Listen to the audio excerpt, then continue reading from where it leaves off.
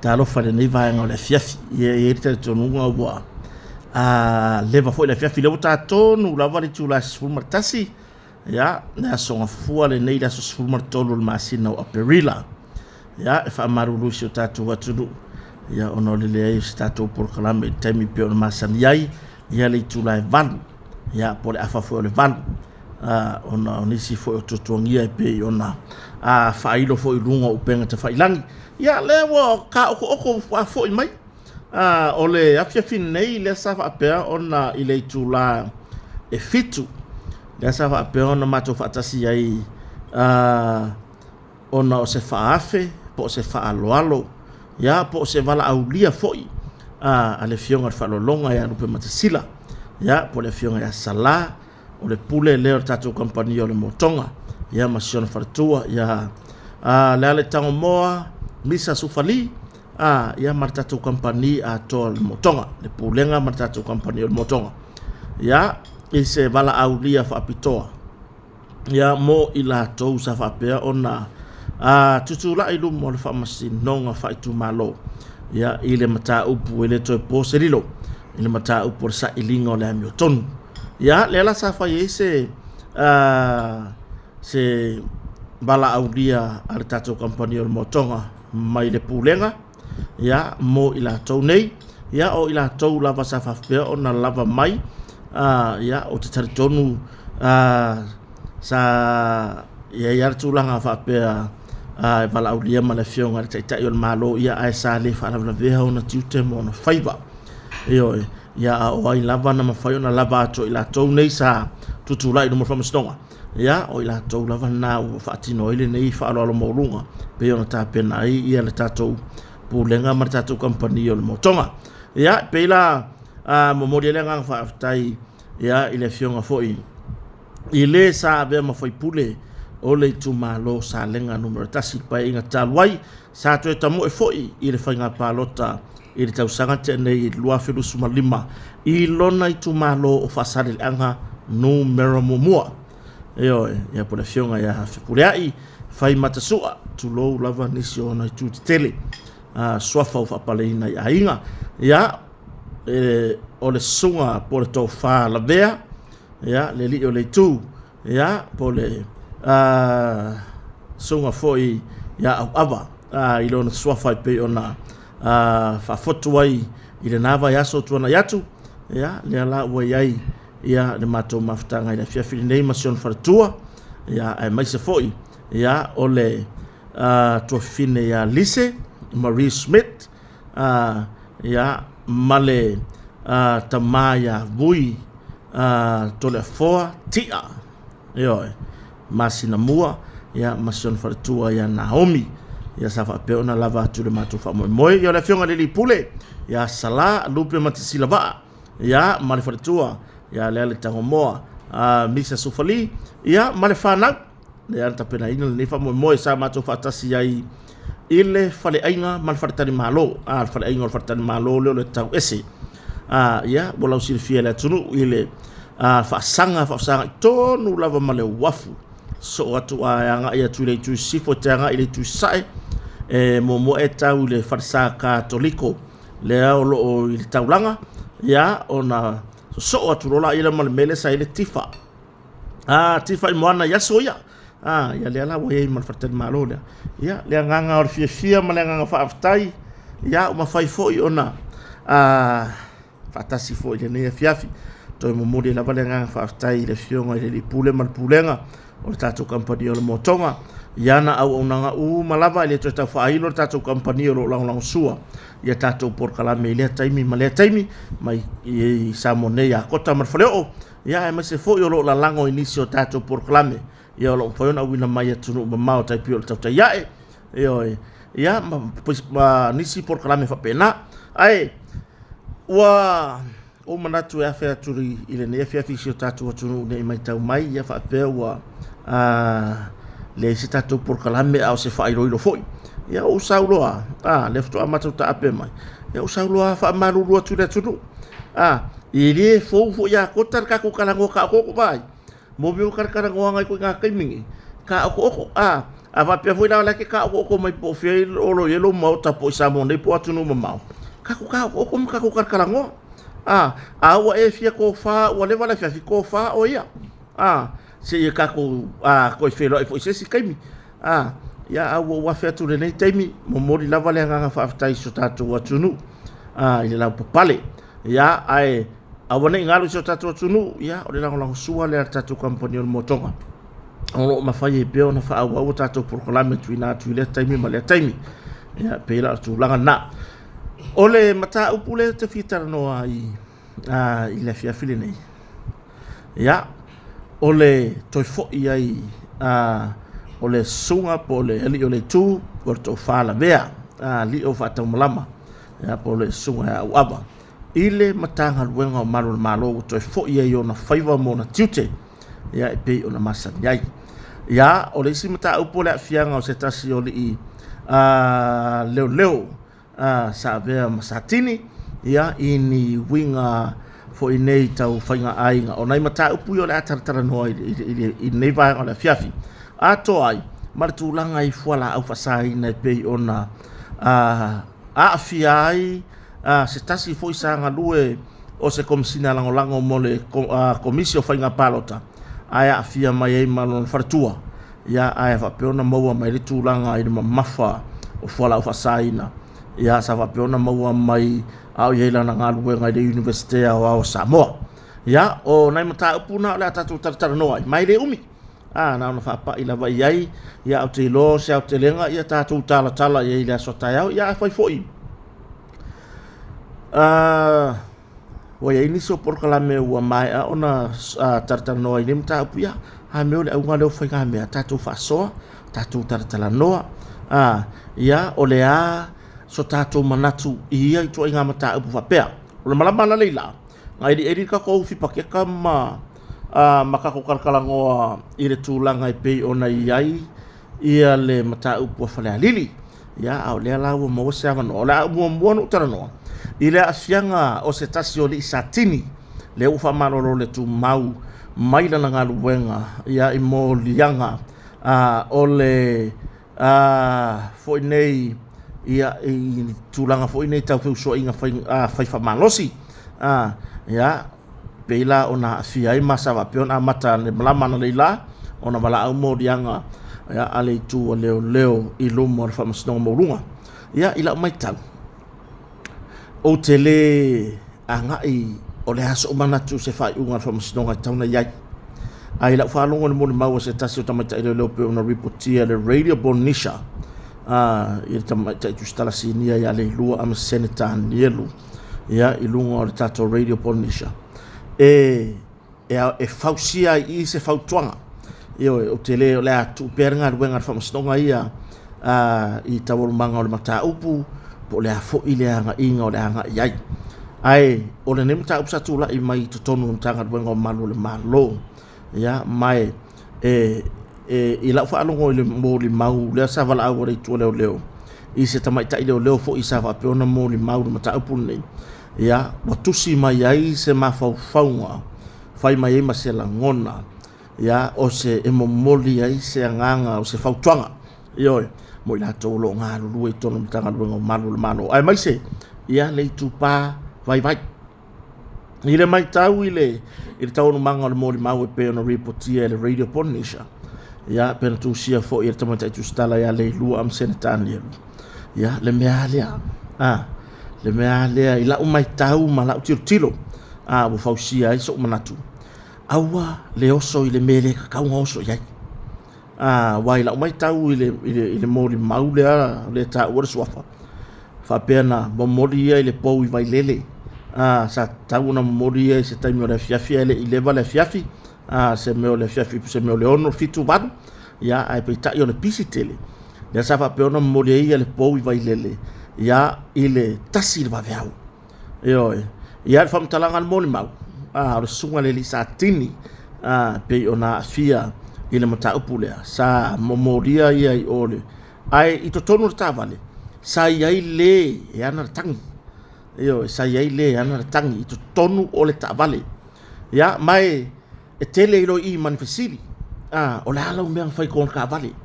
Io lan me wa sa fa foi kon ka vale le kaimi. O le wai ini mafu anga na mai pe ona lo mia le radio pondisha. Atangia mai ai sa fa pe sa. Atangia mai ai fa pe sa tinga mana va sa fiar fa tau sa pa inu me va pena. Oka. Se o eki umangi mea. Te le fa pela o fa atu. A mea o le tangata yana le tangi ya mama bla bla bla. Ai o se fautuanga. O se fautuanga mo mo mtanga wenga uma na malo. Ya e maise ngadu wenga uma. Vai. Awe e ke o so se mea ke le o maukingoa. Awa foi nge i afa inga ngo fie lo fina ngalo i se fa o so songa i se teimi pupu. Awa nge i se kia ngo fie le malu o kai kai au. Oe lea, ai maseri tu pa lea vai vai. I le mai tau atu wau le whanga solo tu e whawautai amta upu le ilumor whamasnonga maurunga. I la umai tau, ia. O le whesiria lenga oso, i le mori maumua mua lenga ufai kauai. O le whesiria nga oso me o mawhau, o le ala umeang whai kona ka vale. La le meu ai alu ai fui kona ka vale, e kire nga rue i, ele o oe o skanga fui lele ki nga rue a meke ki e se ka vale alu o mo morir ki u ke fea, mo morir ki u ke fea. Ia, lea la ua tupu mai lo ma pe fea. O le whesiri la. O le whesiri. Ai, o le ala u mea nga whai le kaipi lea. O le whesiri ala ngā le kupu mai. Nei mea ane ua alu tau manga o le nei mata upu. Pe alu nisi mata upu a pe ni le lumanai. Ai atangia mai pe whaatata mai ei se tūlanga fo i lele. O le fia ola mama. O le tangata na afia ini mata upu a pe nei. O ina la tatu tilo ele o se tūlanga lelei. Ele o se tūlanga lelei. Ia ai mo o tau fo i wasta ua o tau si ni ai tonu i so se ngā ruenga lava. Supervisor po le lava lo kulanga. Fo mengi. Ia po le lava lo tūlanga wa tau ai oe wa e mo tua tuer wha mo ngar company. Se mtanga ruenga le malo a veo e mataitai. E te vaia le vaenga, e te vaia principal le vaenga. Na se tu walalo. Au wale wha lo tūlanga. Si tio na ngā ruenga. Ma tūlanga fo i lea e whai ai ni si tūlanga i le lei. Ia e mawhau lava. O ina si tia lo tūlanga. A whai na si tia i se awala mama o ina si tia lo tūlanga. O lo si tianga. O lo si tianga mai le atua. Ia e whai a mea uma marifa maoni. O le aso le lei o ani o wanga vāo iai kwa kia i uma iai i. Ai, ia o whakasi, malou mangu malo ngi whaososonga le whiri. Ia o whakasi, malou mangu malo, mai po le alavar ko i ngā oso whai ar ki Apollo. A wako ki Apollo se ka mai ka e whaongonfoi kuo lau ka avale. A wako ki Apollo se ka mai ka e urua kuilo ofisa. A wako ki Apollo se ka mai ka e fo ile le waku e karakalangoia oi kongolo ofisa. Ia mawhainga e mangu malo inga. Ia mawhai o nga e mangu malo mai i vaengai. Wawa aila e si ka mai ka imi puu wa ai ko i lalo. O le tūlanga wa iai. Langai whape ngā soi fuanga. E wa ai mai lor ki Apollo wa e si kia. Po wa whamanu e ina o e wa si itia lau ngā luenga. Kam whai lor ki Apollo. E mo moku wa o e maku lei o i lalo. Ia e whape ngā se langona. O le a whaau peona o mun muri tai tau o manga o mata upu lea. Pei ona reportia te mai tai tu stala ya le lua am senetania. Ina ia maua pia se tatou whaau poponga. Mau tatou tuli mata iai. Se whaai onga ale wha masinonga. Ia e winga i le nei mata upu. Pei foi o mata upu. E pei ona afia i foi. Ia le tofa li o wha tau malama. La au maia le ngo li o wha tau malama. Tu lou nisi o na swafa. Ai o le ngoa leo o tatou o lau sila fie si o tatou o tunu. O le a utara noa ia li o whatau malama. I lona toi fo ia i to tonu o ngā ruenga. Tolu i le whatau sanga. tolu le fata usanga o ta fili pea manei sai tianga ai mai se le tele o le afaina e le tele o le afain e le ngata o le uto e foi leo o le malama na le lale uto e foi ili o tonu lana ngā ruenga ia mai le to ta failo o se fia uma so tatu watunu ina ua mama ia i mailo na ingoa mai tu ua inga mamo lianga i pe ona afia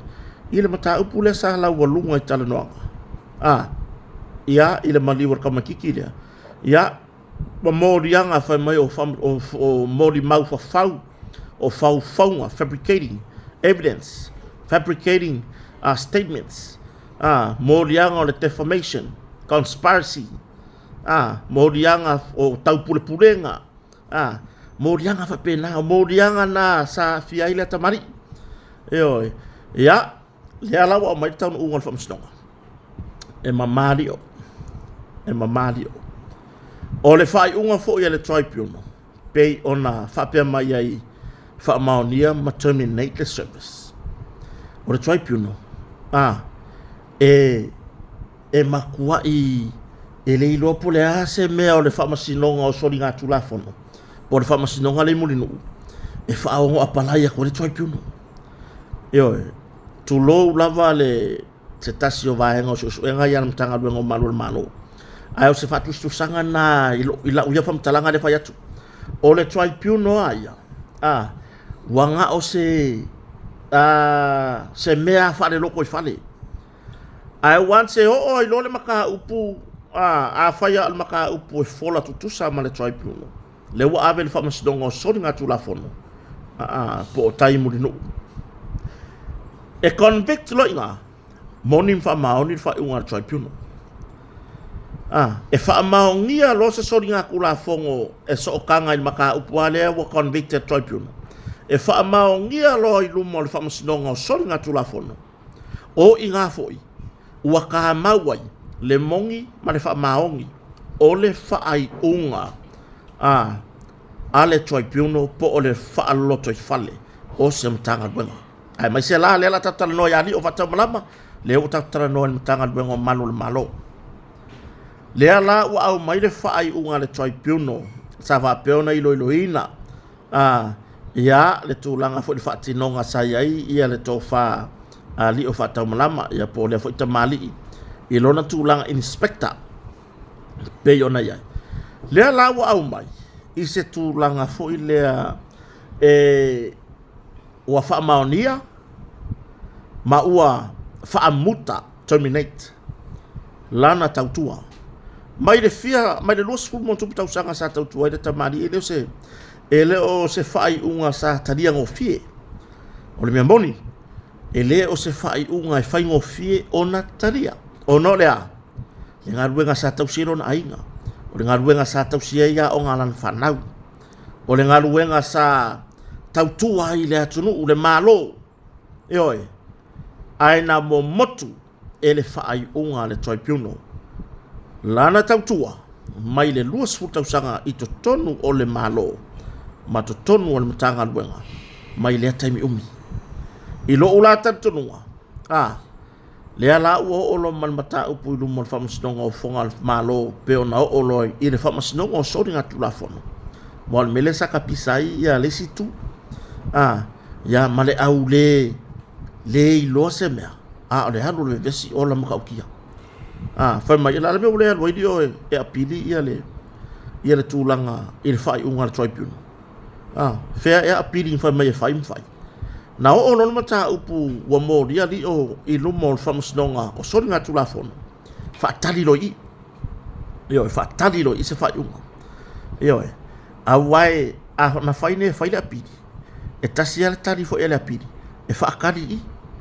le ala wa o mai le whaiunga a le whamasinonga i le mata upu pe o na afia i la tau ne to ono e mamā toi mario e mamā i la tau toru ia a yeini mōrianga o loo whaamaunia nisi to tonu. Leala e mamā mai li o whatau malama mai le tūlanga e le mōrianga ia na aveilu mo le whamasinonga soni ngā tulafono. Mai whapena lea foi la ua mamai ma le faiuga le tribunal leai le foi la tusi foi lunga o le newspaper Samoa Observer ia le tulaga i le toe foʻi ai o lii o faataumalama i laga nagaluega o le mea kauga fai e oe o le mea kakauga fai kagaka ia o mai fai mai manatu o nisi e kaulaga koe foʻi o koe amaka mai lalo leai e lē fekauvi o le mea lena tupu le matagaluega taumanino o tulaga moliaga e faasaga ia lii o faataumalama matua i fei o ale matagaluega e leʻi mafai e le itua leoleo na faamaonia ni moliaga o lii o faataumalama i le mataupu le nalu nei o ai le paʻu ia le fei o le matagaluega o leoleo e oe fei o ia i latou umana iai i taimi na fai susu ega mataupu lea e afia e ma lē sa avea makomasina talu ai o le matagaluega ma kua fei o la fei o foʻi i moliaga leai na moliaga na faamaonia o laʻu le maliatoa po o lē ua avea ma minista le matagaluega ia po o lē foʻu avea ma palemia o le atunuu fei o foʻi moliaga na faasaga ia fepuleaʻi fai mata leai ma se mea faamao ia leai ma se mea faamao ia ala la tulaga le waia e le tatau ona toe e faasē ai finagalo o nisi faapetau toe foʻi toe amata ma i lalo i le tulaga maulalo leai alusaʻo i lona tulaga ale mea moni ia ana tulou a le pulega tulou le fioga le minista po le fioga le lipalemia ale mea moni ia fia promotions ia ua promotion ale matagaluega lea ua misi e lii o faataumalama ioe e lē pine e tatau ona promote ai na lea tamali ioe o le mea moni lava la ia sa kauga kuʻu se rank lelei moli o le taimi e toe foʻi atu ai kuʻu ia saga superintendent ia feakuai lele o se faaeaea uae o le mea moni a ia ua le mafai matagaluega o leoleo ona faamaonia moliaga e faasaga i le tamali o oki le tribunal o oki le moliaga i luma moliaga faasolitulafono ia tati atu pea ia i le matagaluega e maisa le minista po le fioga le lipalemia a le mea moni na ioe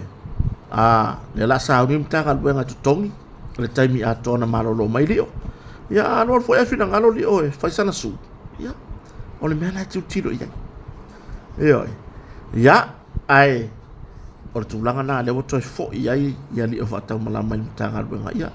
viia le atua ioe faafetai le atua ia aua o lea foʻi ua tali manino ia ma o le foʻi toe foʻi i tonu matagaluega faauau lana tautua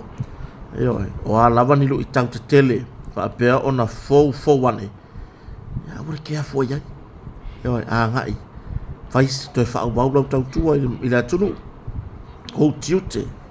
ou faiva ioe ia ma faamanuia foʻi ia te i latou o tautua fia tautua lagolago i le faiga mālō ioe ia e mo i lakou foʻi lele pie kaukua e pei faasiusiu maka i le faiga mālō le aoga kaukou kape kai ko kasi ma faamavae ma o ese ia ma le makagaluega o ese ia ma le mālō kele le gasu ia tulaga na faapau ma i tatou talanoaga tatala faalautele taeao tatou talatalanoaga lenei afiafi ona o le tulaga le tatou taimi ua leva foʻi le afiafi le ua te alafa sumatasi ia ae agalelei le atua i le faiga malologa so tatou atunuu toe momoli atu lava le faafetai le tou faatasi mai faafetai ai foʻi le motoga laolao sua i tatou polokalame faauau ia maso atu mai malui puʻega so tatou atunuu ona o le tulaga misi ai o tatou polokalame ona o le tele lava o le pisi faamanuia le atua i so tatou atunuu faamanuia le atua ia i le tapuaʻiga na i o tatou matua matutua le aiga salevi ia ma so o se tafa o le nei lalolagi o loo mafuta maina i o tatou aiga ua mapaaga faamanuia tele le atua ae mo lenei taimi faasoifua ia manuia faiga malologa le afiafi